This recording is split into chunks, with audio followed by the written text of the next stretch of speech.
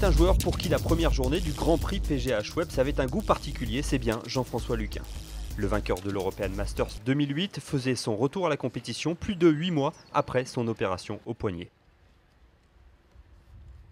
Jeff, qui n'a plus refoulé les fairways et une carte dans la poche depuis le dernier tour de l'Alstom Open de France, n'a pas manqué ce nouveau départ. J'avoue, j'ai été agréablement surpris par mon début de partie. J'ai tapé tout de suite des coups de qualité vraiment incroyables. Donc c'est marrant, avec cette petite adrénaline que j'avais plus, parce que je jouais plus. Là, c'est que du bonus, quoi. Et j'ai vraiment souri toute la journée, même après des mauvais coups, parce que je l'avais quand même fait.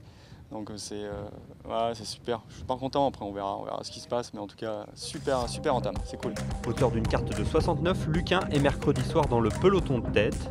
Un peloton très dense dans lequel on retrouve la plupart des têtes d'affiche et des favoris.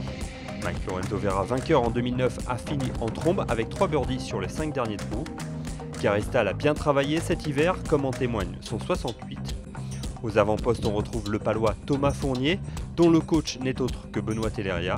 Attention à Anthony Snowbeck, de retour d'une belle semaine à Agadir, à l'occasion du Trophée Hassan II. Et parmi les outsiders, signalons les bons débuts de Michael Hill, d'Olivier Rosner, de Charlie Russo, de Fabien Marty et de Clément Berardo, à égalité à -3 avec le tenant du titre, le Rochelais, Julien Guerrier, lui aussi de retour de blessure.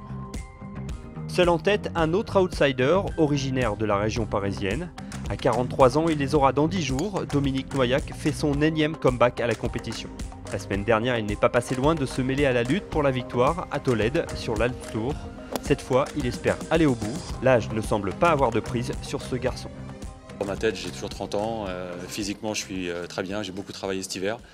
Donc, je me sens forcément, par rapport aux jeunes qui ont 20 ans de moins que moi, je suis peut-être 30-40 mètres derrière. Mais après, je me bats avec mes armes.